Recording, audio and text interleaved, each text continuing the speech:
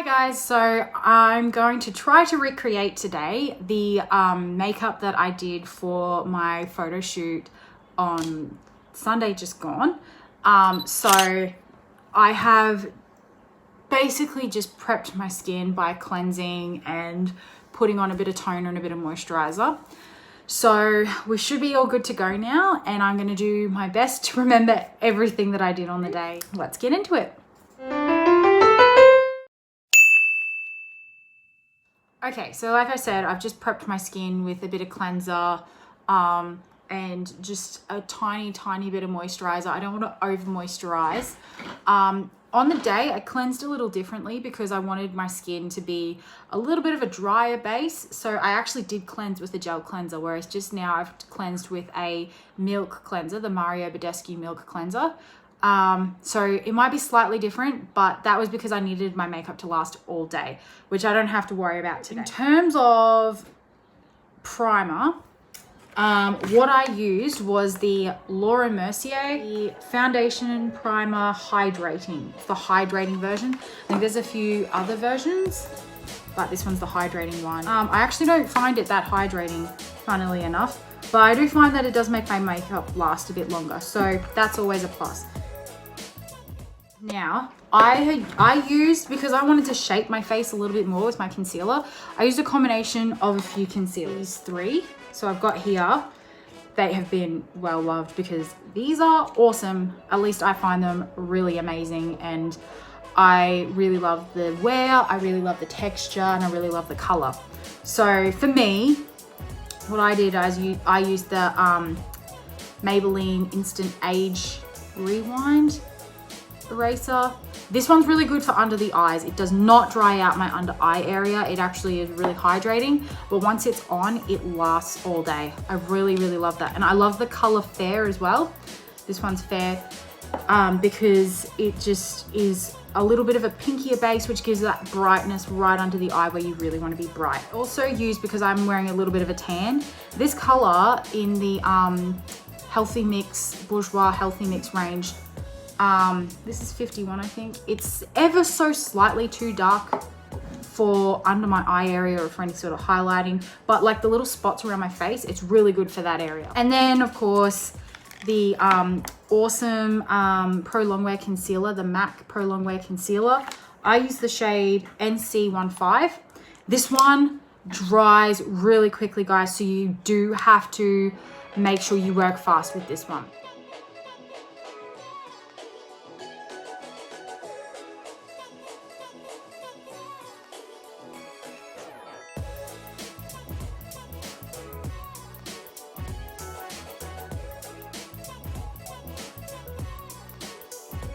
I'm gonna just pop a little bit of that MAC on the back of my hand. We just need the tiniest amount. A little bit of this goes a long way. So I've used about that much. I'm just gonna take my, like a flat sort of brush, and just use this to highlight under the brow.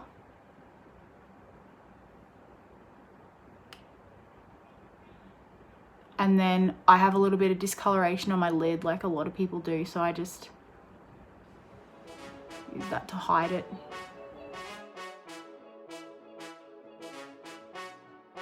Okay, so now that's all set. I'm going to take my beauty blender. I don't know what else to call these, even though this is not a beauty blender brand, it's Kmart brand, they're $3 ones. I'm just gonna take that sponge and press that concealer into the skin. Already this concealer has just dried so much, which is fine. I'm just gonna like work over the areas that I can, and then I'm gonna grab a brush and just work on the more stubborn areas. A little bit more elbow grease to blend it. That's where I use one of these like sort of toothbrushy style brushes.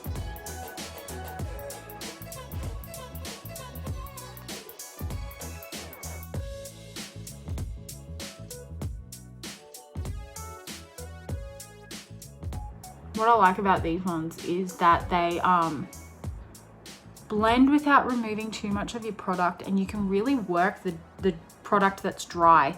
You can really sort of work that into the skin and press it into the skin. If you have something big, like you have a show coming up, or you have a photo shoot or a wedding or something that you need your makeup to last all day, you really want to be blending. You really want to be working that into the skin, because what you don't want is your makeup to be, how do I put this? You don't want it to be coming off the skin. You don't want it to be lifting or smudging. You really want it to just look like it's part of your skin. And I would definitely not recommend wearing 3 types of concealers just to work, like, or on your everyday whatever.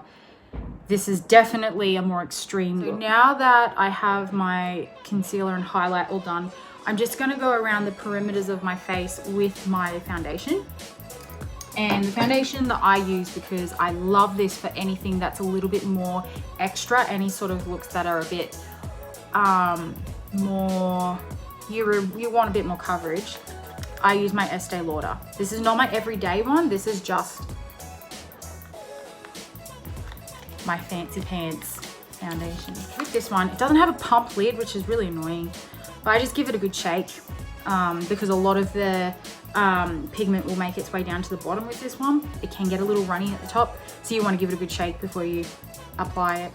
All right, so I'm just going to take about that much and dot it along the jawline and like sort of up my cheek a little bit. Just taking another about that same amount on the chin, and then using the leftovers and anything on the top just for the forehead. The thinner the layer we can put on the face is, the better, and the better it will last as well. So we don't want to be going in too heavy. If we need more, you can always apply more, but I just find personally, because I'm a combination oily skin, the less I use the foundation, the better off I am throughout the day. I got this tip off of Jackie Aina to put your setting spray on while you're just like, before you mix your foundation or before you buff it into the skin, just spray your face with your setting spray. So the one I've got is the MAC Prep and Prime. This is the cucumber one, the fixed setting spray in the cucumber range. It's so nice. It feels so refreshing. So good. And I have found this really does make the foundation just last a lot longer.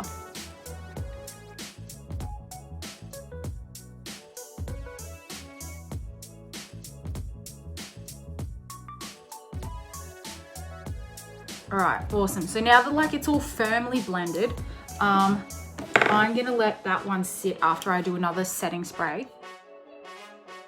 I find the best thing about setting spray is if you can do a couple of layers, it means you don't have to use as much powder, which now that I'm getting a little bit older and I'm starting to see like a few more lines, there's nothing wrong with lines, but now that I am getting to that stage, I'm finding like I don't want to use as much powder. And I was really happy with the outcome of the photos and how my skin looked in a lot of those photos. I don't feel like I looked cakey, and I by and largely owe that to my setting spray and not having to, I didn't have to repowder once throughout the day. So I'm gonna now go in and do my eyebrow. 2 products that I used for this, I'm sorry, one is discontinued, but as a redhead, I found that for a brow gel, a color that works really well for me is using like a blonde taupey color. It just makes my brows not look too heavy. If I go in with a dark brown, which I have done in the past, and I've tried to go back to a dark brown, they just look so heavy and I look angry, and it actually ages my face a little bit. This particular one is Brow Design by Bourjois, but I think that one's been discontinued. You used to be able to buy this one at Priceline. Bourjois is a really great brand, but I've used other blondie taupey colors and I've just found they're really, really nice. That's just for your gel. As for the actual pencil itself, I've been using the Maybelline New York Brow Ultra Slim. I really love it because the brush, as you can see, is a bit dirty because I use it a lot. It's so tiny, which I love. And then you've got like this tiny, it's like, I don't know if you can see how small it is, but like it's tiny. So you can really get in there and draw all the individual hairs. I'm gonna go in firstly, comb through those brows, make sure they're sitting nicely. Now, part of this look is that I wanted to replicate or be inspired by Rita Hayworth.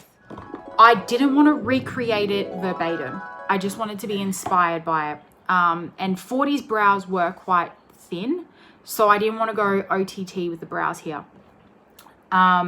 So I'm not going to fully go in and shape my brows. The look that I did for this particular photo shoot was I just went over what was already there and just filled in any gaps. Started from the top and I basically just followed that line and really enhanced that arch without going outside of what was there. I really wanted to enhance the tail of the brow and then go in lightly and feather the inner part of the brow.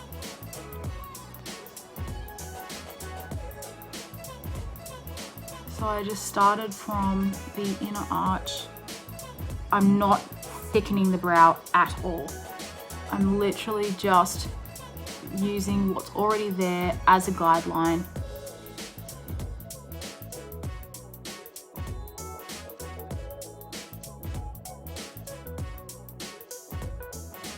Okay, Lil. They're not 100% even, and I'm okay with that because you pull so many expressions throughout the day.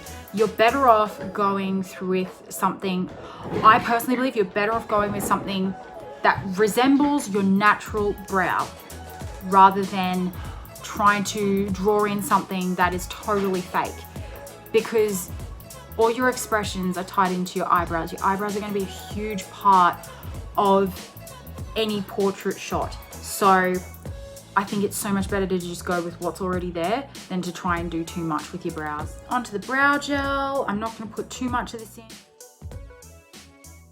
You're going to be using your facial muscles a lot throughout the day if you're taking any photos. So you want to make sure that you don't put too much weight in your brows. You'll find that if there's too much weight going on there, you pull weird expressions that you did not mean to pull, and you won't even be aware of it. It's just that your facial muscles are trying to keep up and overcompensate for the weight that's on there. So I just literally brush the tiniest bit of brow gel through them. You just want it to hold the shape that you've just placed in. That is the only reason that I would use a brow gel. Now that we're finished with that, we're gonna go in and put on some powder. So we're gonna set under the eyes. I did what they call baking because I was gonna be wearing my foundation the whole day and because I didn't want to have to be fixing up mascara under the eyes. So for anyone who doesn't know what that is, I'm gonna show you now. This is the Laura Mercier translucent powder, and this is highly recommended by a lot of people. I am so on board with it because it's just, it really is good. So I'm just gonna like tip a bit into the lid. So probably looking, I don't know if you can see about that much. I'm gonna take that wet sponge again, dip it in, and then we're just gonna go under the eye. And this is why I like using a more moisturizing concealer for that under eye area, because the under eye is going to take a bit of a battering right now.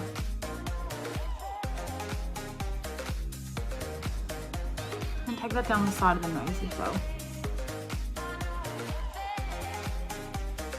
And just on the nose. Okay, so see how I've used way too much? And there's a bit of a white cast there. That's okay, because we're gonna dust that off in the end. For anyone who's new to baking, the idea is that the powder just sits on the skin and sinks into the foundation or the wet product that you've laid down and warms up to your body temperature. And then anything that is excess will just wipe away. I'm just gonna take a little bit of that powder, not too much, and just run it over my eyelids where it gets a bit oily. It stops the foundation from separating over the day because I do get oily around here and especially around the ball of my nose, like right there. So we're just gonna let that sit while we go in with the eyeshadow. The reason why we set the eye with powder is because we want our powder shadows to blend. So I'm gonna use a brush that looks a little bit like this. Sort of, this is it sideways, it's a bit fluffier and a bit flatter on the front, a bit fluffier on the side. And we're gonna use this to put a color all over the lid. I just used my well-loved Australis palette, the neutralized one. It is well-loved because it's good. It's cheap, but it's brilliant. I love it, it's so versatile. And I'm just gonna take this color here, like this pinkier tone. I love pinks around the eye, not like your heavy pinks, but just a little bit of that lighter pink because it's gonna brighten. And a little bit under the brow. And then we're gonna go in and we're going to shape around the crease of the brow bone. I apologize for anyone who's like well versed in makeup if this is like, well, duh. But for anyone who doesn't know what I'm doing, I'm just explaining it. The colors that I'm gonna use to put in my shape, I'm gonna use 3 MAC colors. Just because this is just what I did because I just had them handy. I'm actually going to start off with these 2 here. One is soft brown, one wedge. Now, these are really basic browns. They're just mid-tones, so they're gonna blend nicely into that crease and give us a nice shape. This one, if you see here, wedge is a little bit grayer based. This one here, if you see soft brown, is a little bit pinker based. So they're gonna just give us that dimension. And the reason I use them both is because I find when you mix your pinker tones with your grayer tones, for some reason it just has like this really beautiful natural blend that just, it's like natural but like heightened natural. I hope that makes sense. I'm gonna start off with wedge, which is our grayer one. And I'm just gonna work my brush into that. Oh yeah, I'm using this kind of style brush. It's just a fluffy crease brush. This one's a little bit fluffier because it is for the major blending. I'm just gonna feel out my bone here, my brow bone, and I'm gonna apply it on that bone.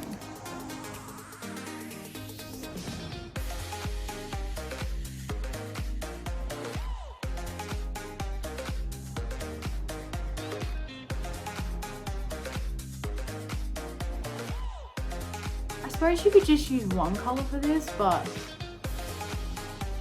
I really am somebody who notices the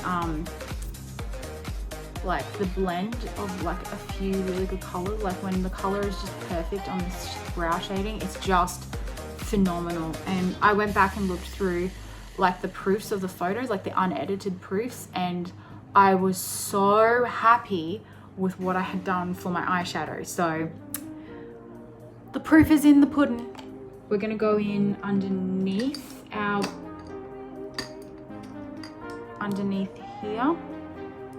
I'm using a slightly bigger brush than I would normally use for the under eye area, but we're not gonna do any eyeliner at all under that. Well, actually throughout this whole look, we're not gonna use any eyeliner. I just wanna create dimension under the eye and give it that little bit of shadow so that we can see where the eye line actually is. So I'm just gonna run this just along the lash line under here. And I'm not gonna bring that forward to the tear duct. I just wanna keep that tear duct area nice and bright and open. Bring that up to where you've done your work there. And then maybe just blend that in a little bit. Now you probably think that's enough for your crease, but trust me, using like a little bit of a pink with this is really just gonna add to it. So I'm gonna use the exact same brush, dust it off a little bit, and then I'm gonna go in with soft brown.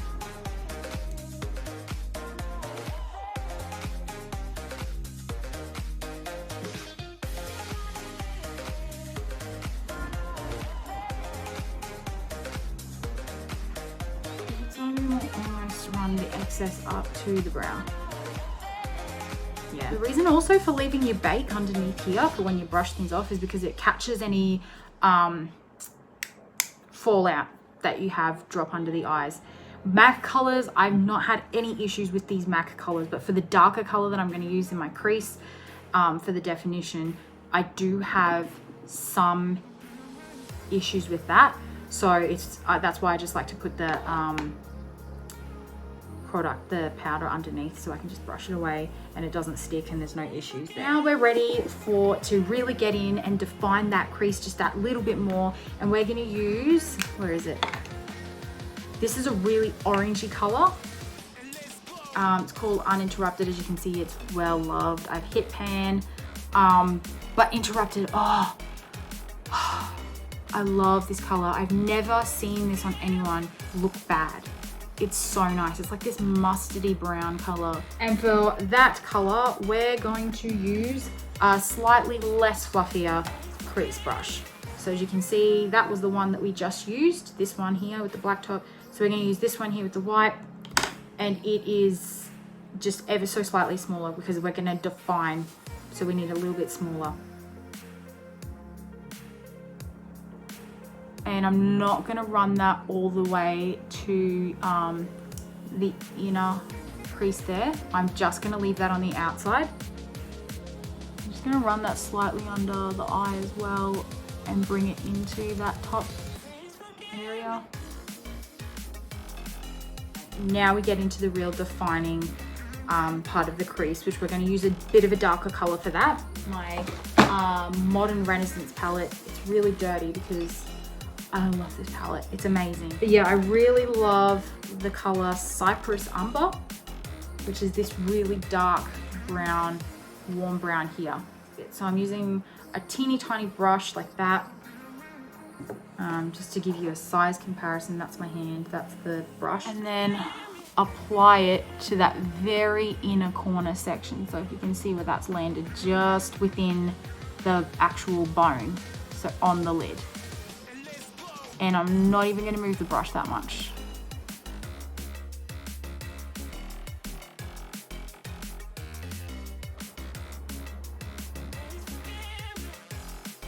This is the tricky part, is getting the blend even on both eyes. It doesn't have to be 100%.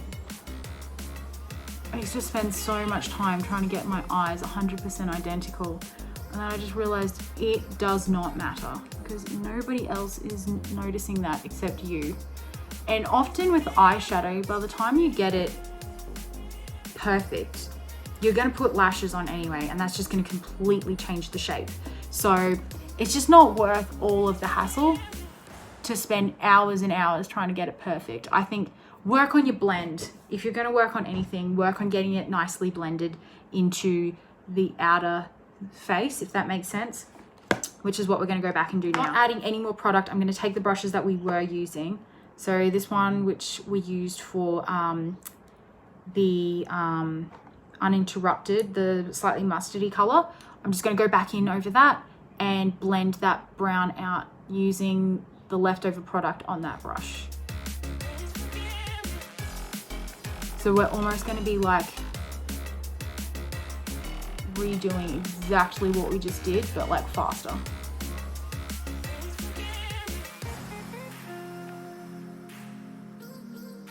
Toning down that brow with that same lid brush.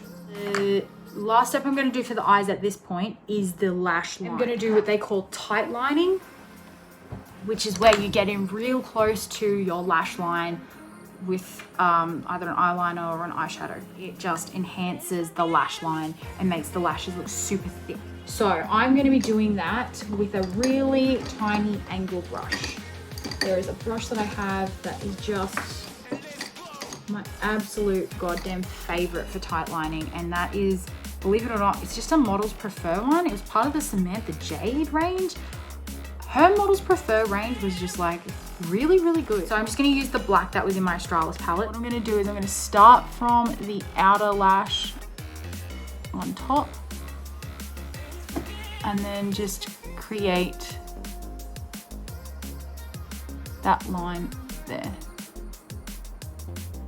The reason I did this as opposed to like a liquid eyeliner is because in the 40s, they did not have a winged eyeliner. And also I find I'm a bit over winged eyeliner.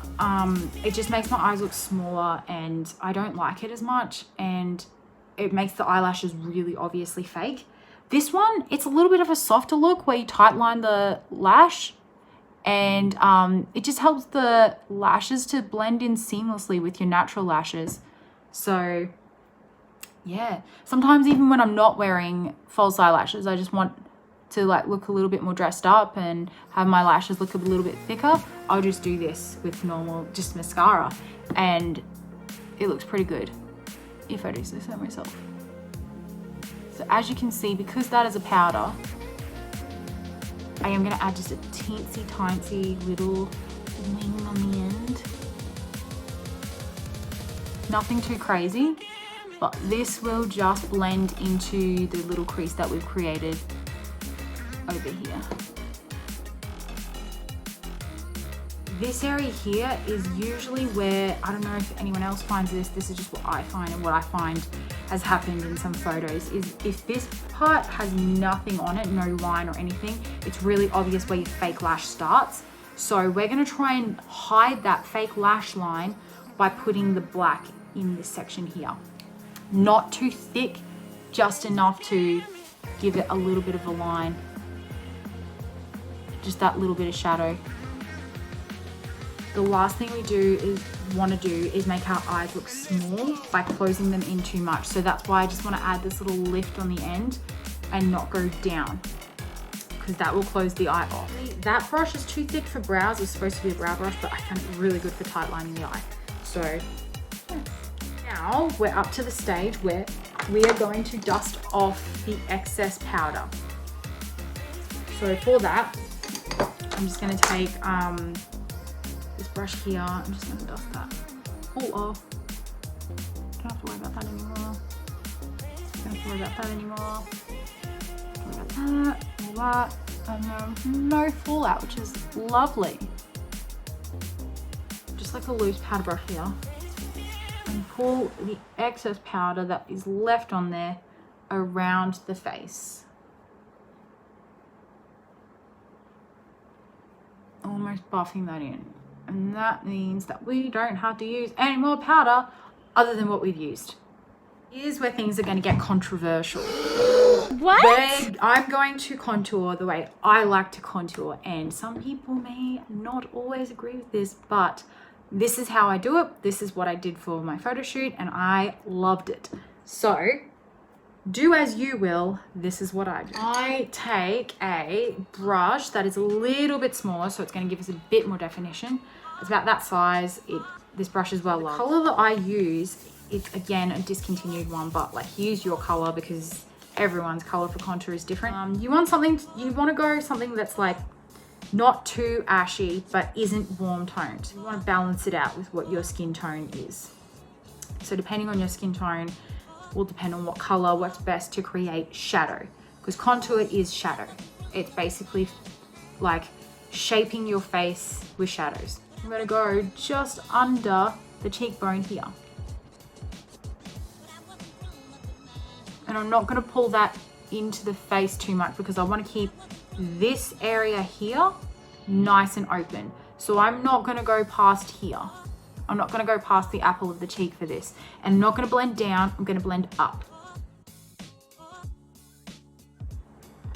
And then I'm gonna run the excess along the forehead. And then any excess there, I'm gonna run that along the jawline just to give us a nice defined jaw. I didn't have to do too much on the jawline for the photo shoot. I think I did a bit more than I just did then. I'm gonna add to that. But I didn't have to do too much for the photo shoot because I was wearing a fake tan. So there is that. But yeah, I do generally tend to define the jawline. A, because I really like my jawline, but B, because I get this line here. Like there's just this little bit of fat that just sits, like there's a line there, and there's just this little bit of fat that just pushes forward every now and then. So it looks like I got a double chin even though I don't. So I just really like to define the hell out of that so that it doesn't come up in all of my photos because it's really annoying. Ugh. Doing the other side now.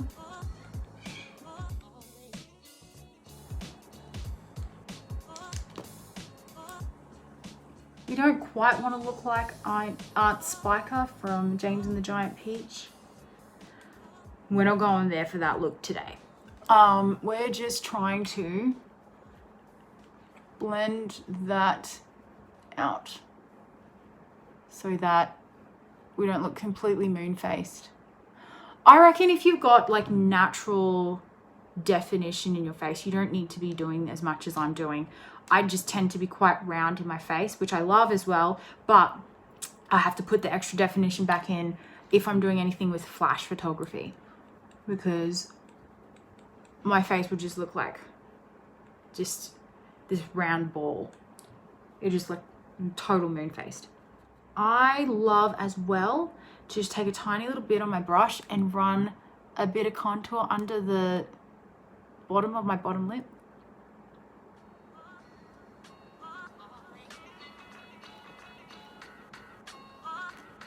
I love that. It just gives it a little bit of a shadow and just makes it look a little bit plumper than it is. Because like I was saying, like my lips are thick, but they're not fat, they're not plump. And I really just want to give it that little extra plumping action. And then I just run a little bit under my nose and then very loosely contour the sides of my nose. And when I say loosely, I mean very loosely, like don't put too much of this on. I do not do this step in my everyday all the time.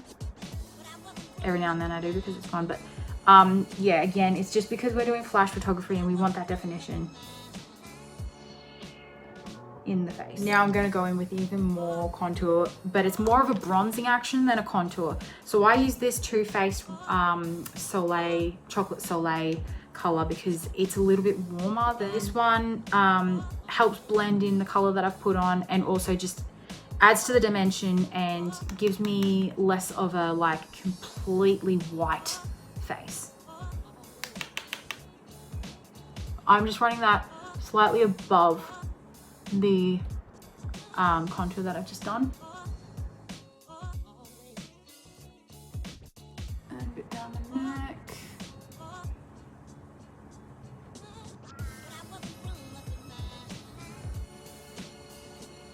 And if you notice, I'm using a slightly fluffier brush than the other one and it's angled. So that really helps, just the angle helps with blending for this sort of thing, blending with cheekbones, because obviously you're using that sort of motion. So the longer brushes will just have that more of a flick motion, which helps everything blend a bit more. Another well-loved brush of mine. This is the Zoeva Luxe Sheer Cheek Brush. I've had this for years. It is the best blush brush I've ever used. I'm just mentioning that now because I love it. I've had it for years and it's just the only blush brush as far as I'm concerned. Okay, so for my cheeks, this is probably pinker than I would normally go. I usually use quite a corally color for my cheeks, but because we are talking Rita Hayworth, Technicolor, we're also looking at flash photography. I just want to put that extra bit of pink back into my cheeks because it's just gonna help me look more human and less dead. So I'm going in with NARS Orgasm, the old favorite, which is quite pink as you can see, but has just that golden fleck to it. And the way that I'm going to put this on is I'm going to run it along the apples just into this area. I'm not going to go up. I'm just going to run it along the apple into the contour and bronzer. I think you can see naturally I have a bit of pink there as well that's coming through, which is really nice, and I did not have that on the day. So it's good to have a little bit of natural blush just coming through, like whatever's naturally on your cheeks come through. That is, if you can get that, that's really nice because it's so much more appealing than like any blush that you can apply. And I'm just gonna smile slightly so I can just press a bit of that pink into here. Yeah, I'm happy with that. It probably looks like a bit too much, but I don't care. This is just what I do. This is what I love. This is the look that I feel like if I'm gonna be on camera, it just is so pretty. Just having that bit of extra pink there. And I'm just gonna add a little bit to the forehead where we've bronzed, a little bit down the bridge of the nose and on the end, a little bit on the chin. Whenever I think about using pink on the face and I think brightening, and I think giving life back to structure. So like when I think of like your grays, I think shadow, I think structure. When I think browns, I think more like where the sun would hit, or just like, you know, toning and balancing. And then when I think of pink, I think of, you know, that's the life in your skin. That's the where you want the blood to be sort of showing through. So yeah, so that's what I've done with my cheekbones. Now we're gonna highlight, and that is a whole different animal to contouring, but not unrelated. So the color I'm using is for my highlight. So I love the Hourglass highlighters. This is the boxes they come in.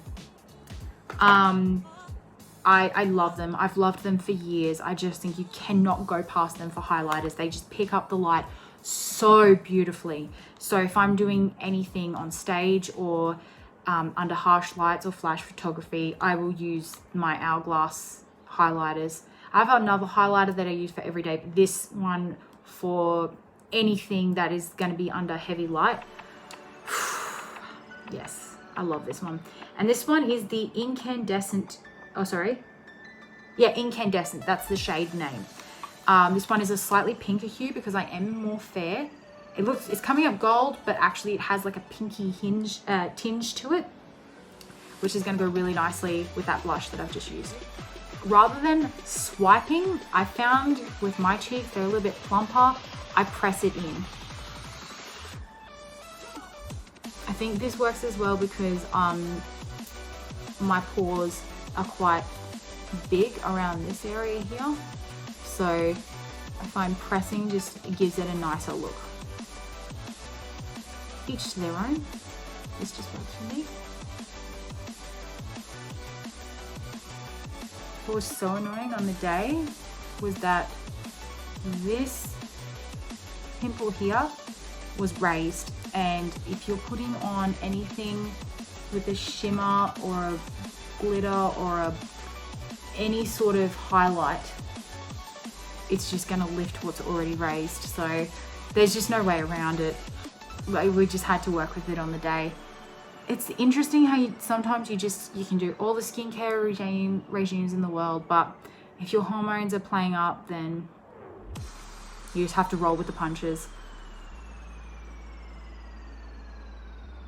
Just down the bridge of the nose, on the chin, and then I just take a little bit on the tip of my finger and I run that over my Cupid's bow.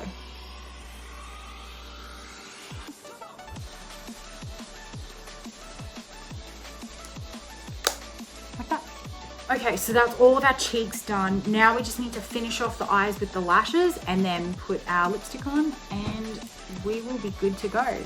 I don't mascara before I put lashes on. I put the lashes on and then I'll put my mascara on as needed. It's really only just to get the blend between the lashes and the mascara. The lashes that I use, I get the bulk packs of like the Kiss range, these ones here. And this one here is the Pixie 02. I really like them. They're not too heavy.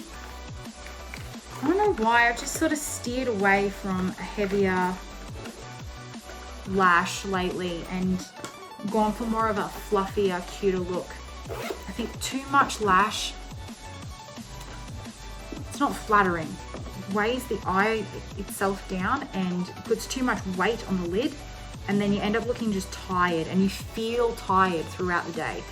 So I have just gone for one that has a real thin lash band so that it will blend. The thing I like about these is that they're sort of, it's a clear lash band and you can only really sort of see the black sections sort of where it's clumped together. You can see that. So what I do is I just will pour the glue onto a surface, like a little blob like that, and then I'm literally going to run the lash band across that surface. You want to make sure there's just like a nice thin coating. I don't know if you can see how thin that coat is, but it's literally only just covering the band. Enough, but you want to make sure that there's enough, particularly in the corners, so that you're not going to get any lifting. And I am just going to angle this slightly upwards and then drop it onto the lid in the middle.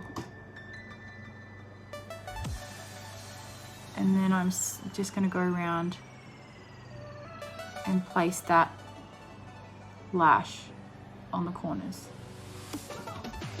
This can take a while because it does take a while for the glue to actually dry. So don't rush this part of the process.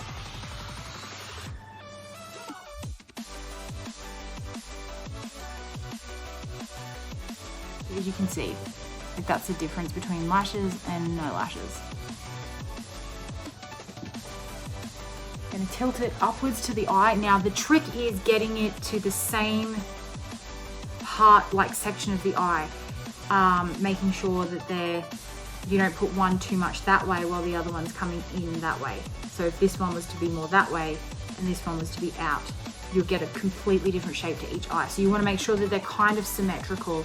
So this is where putting the second lash on, you really want to make sure that you know where you put that first lash and where that's sitting on the lid itself. The trouble is, this eye that I'm doing now is slightly longer than my right eye, or maybe,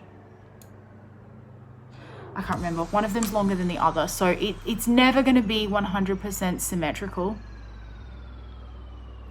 Just try and get as close as you can.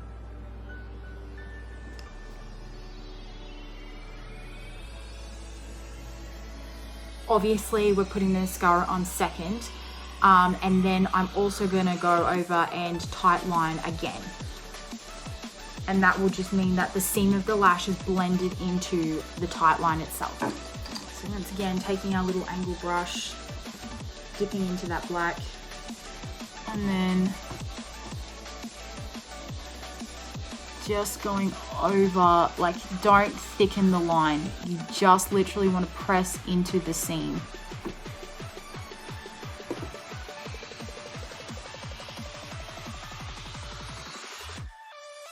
Now, as you can see, we have not added much to under the eye, and I think this is one of those things which just helps the eye remain nice and open. I'm somebody who has quite almond-shaped eyes, so the tendency with almond-shaped eyes is that they can look small, especially if you're like me and you have big cheeks, and as soon as I smile, it closes these outside corners off. Not a bad thing, it's just something to be aware of. As soon as my cheeks lift up, this closes off.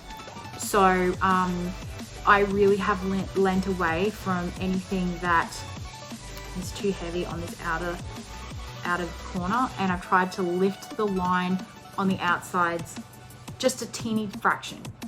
I don't want to go overboard because, again, I want to look like myself. I still want to look like me, but just something to be aware of. If you have almond shaped eyes as well, maybe go more for a slight lift on the outer corners, and don't put too much darkness under the eye. In fact, I'd almost say that for anyone, that any darkness under the eye is going to give you a heavier look, which is fine if you want that, but that's just something that you have to think about. My favorite mascara that I've ever used is the Lash Sensational Maybelline one. I just really enjoy it. I find that the brush itself, the way it's shaped, like, it's a bit clumpy. I at the moment because I've used it to death. But it allows the curl to get right in, which we're not going to notice so much today because I'm wearing false lashes. But when I'm just wearing like my bare lashes, I can really get that lift going underneath the lash line. So that's always lovely.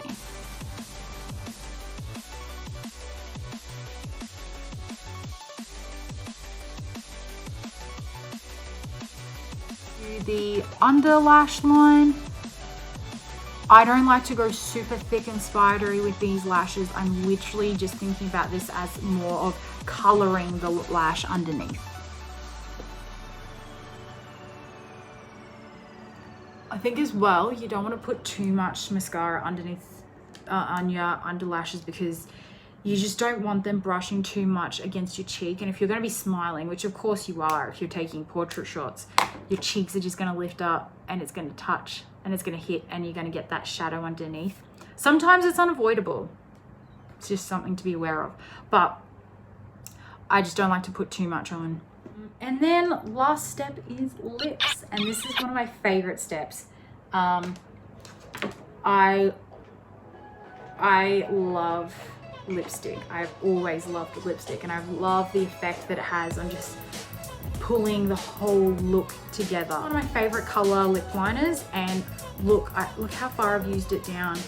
Oh, it is such a gorgeous color. What's it called? Staunchly Stylish. And I'm just going to ever so slightly, again this might be controversial but it's my face, I'm going to slightly outline, overdraw my lip line, particularly in the upper lip with the Cupid's bow.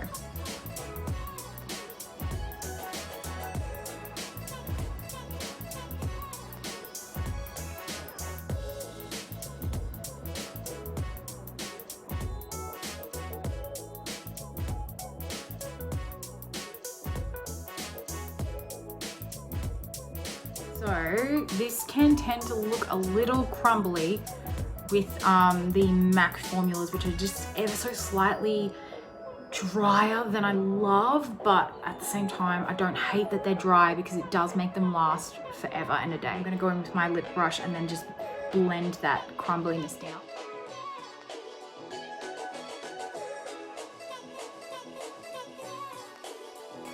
And my favorite sort of more natural looking, I wouldn't say natural, I'd say maybe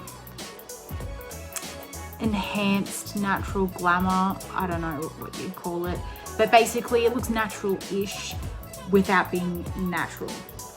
Is the melted liquefied longwear lipsticks by Too Faced, and this is Chihuahua. It is my favorite color. I got given this by a friend, and it is just the most beautiful universal color I've ever tried. I love it. I'm a huge fan of this color. Some people don't like it so much, but I'm a big fan. And that is pretty much it, guys. So yeah, that is everything. That is the finished look. Yeah, I hope you enjoyed. I hope you picked up maybe a few hints or tips that might work for you. If you like this video, please make sure that you subscribe and give me a thumbs up because I would love to make more videos like this for you.